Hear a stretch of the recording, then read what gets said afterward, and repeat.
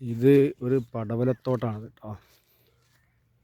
Full പടവലാണത് full.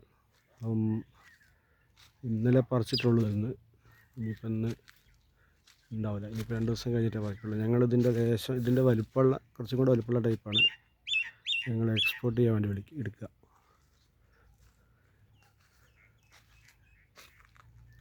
ഇതൊക്കെ തിന്ന് നിങ്ങളവിടെ ഇങ്ങനെ ഇരിക്കി ഉണ്ടാക്കണ്ട കേട്ടാ ആരും.